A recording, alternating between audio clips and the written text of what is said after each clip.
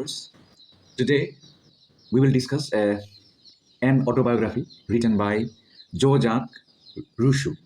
Jean-Jacques Rousseau, he was born on 28 June 1712 and died on 2 July 1778. He was a Genevan philosopher, writer, and composer. His political philosophy influenced the progress of the Enlightenment throughout Europe, as well as aspects of the French Revolution and the development of modern political, economic, and educational thought. And in his autobiography, Confessions, Jean-Jacques Rousseau has told the story of his life from the formative experience of his humble childhood in Geneva through the achievement of international fame as a novelist and a philosopher in Paris, France, to his wanderings as an exile and persecuted by governments and alienated from the world of modern civilization. Besides, in trying to explain who he was and now he came to be the object of others' admiration and abuse, Rousseau has analyzed with unique insight the relationship between an elusive but essential inner self and the variety of social identities he was led to adopt. Moreover, the book, Autobiography, Confession, vividly illustrates the mixtures of moods and motives that underlie the writing of autobiography. It also includes defiance and vulnerability, self-expression and denial, patience, puzzlement, and detachment. Above all, this autobiography confession is Rousseau's search through every resource of language to convey what he despairs of putting into words, the personal quality of one's own existence. Apart from that, in modern times, this book is often published with the title "The Confession of Jean-Jacques Rousseau" in order to distinguish it from Saint Augustine's Confessions. And covering the first 53 years of Rousseau's life after 1765, it was completed in 1769, but it did not publish until 1782, 4 years after Rousseau's death. Even though Rousseau did read excerpts of his manuscript publicly at various salons and other meeting places, but it was not published at his lifetime, and it was posthumously published. Jean-Jacques Rousseau, he is the most outstanding representatives of the radical wing of the French Enlightenment, and he was one of the founders of European sentimentality. His ideological differences with the leading figures of the era often took the form of an open conflict. And Voltaire ridiculed Rousseau's democratic ideas. Rousseau, in turn, implacably condemned Voltaire for, as he believed, concessions to aristocratic views.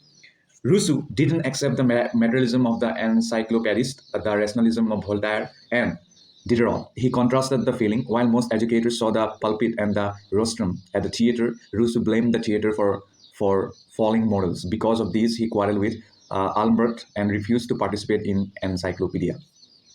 I have already told you that Rousseau's Confession, it was first published in 1782, and it is a kind of synthesis of an autobiography and a novel. Means it is both. The subject of it is the life of Rousseau himself, a specific person, a certain personality. The author thinks and clarifies and comprehends and artistically generalizes his life path, his history, and his way of life. And he has also revealed in it features that are characteristic not only of the person concerned, but also of the person in general. So autobiography draws closer to the novel. Okay, now let's read the excerpts or some quotations from his text. Okay, here we will get this wit. Okay, here. Let me tell you my uncle pardon. Okay, here.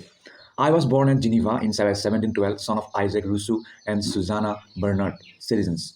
My father's share of a moderate competency, which was divided among 15 children, being very trivial, his business of a watchmaker, in which he had the reputation of great ingenuity, was his only dependence. My mother's circumstances were more affluent. She was daughter of a Mons Bernard minister and possessed a considerable share of modesty and beauty. Indeed, my father found some difficulty in obtaining her hand. Okay, this is the line from his autobiography. So here I have nothing to explain. From this line, you can know how his childhood was.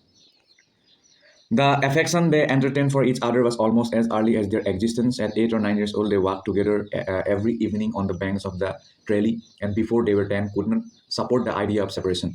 And natural sympathy of soul confined those sentiments of predilection which in habit at first produced, born with minds susceptible of the most exquisite sensibility and tenderness. It was only necessary to encounter similar dispositions. That moment fortunately presented itself, and each surrendered a willing heart.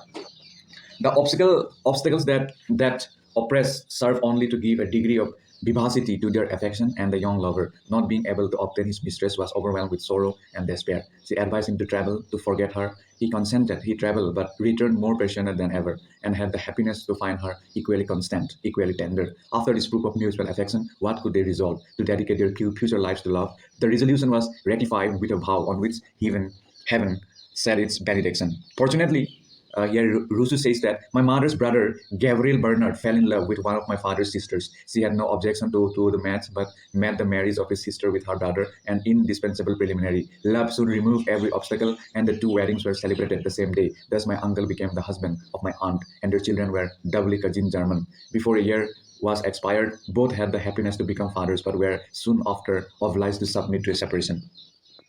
So here I will just read. You can note it down some important points, whatever he has mentioned in his autobiography. And this is the part one of confession. My uncle Bernard, who was an engineer, went to serve in the empire in Hungary under Prince Eugene and distinguished himself both at the siege and Battle of Belgrade. My father, after the birth of my only brother, set off on recommendation for Constantinople and was appointed watchmaker to the Sarajevo. During his absence, the beauty, wit, and accomplishments of my mother attracted a number of admirers, among whom Mons de la Closa. This might be written in French, so I don't know how to pronounce French, and I'm sorry for that. Resident of France was the most assiduous in his attentions. His patient must have been extremely violent, since after a period of 30 years, I have seen him affected at the very mention of her name. My mother had a defense more powerful even than her virtue. She tenderly loved my mother and conjured him to return. His inclination seconding his request, he gave up every prospect of emolument and hastened to Geneva. I was the unfortunate fruit of this return, being born 10 months after in a very weakly and infirm state. My birth cost my mother her life and was the first of my misfortunes. I am ignorant how my father supported her loss at the time, but I know he was ever after inconsolable. In me, he still thought he so tenderly lamented, but could never forget that I had been the innocent cause of his misfortune, nor did he over embrace me. But he sighed. The convulsive pressure of his arms witnessed that a bitter regret mingled itself with his caresses, though as may be supposed they were not on this account less ardent. When he said to me, Jean-Jacques, let us talk of your mother. My usual reply was, yes, father, but then you know we shall cry. And immediately the tears started from his eyes. Ah, exclaimed he with agitation, give me back my wife, at least console for me for her loss. Philip, dear boy, the void she has left in my soul. Could I love this? Could I love thee?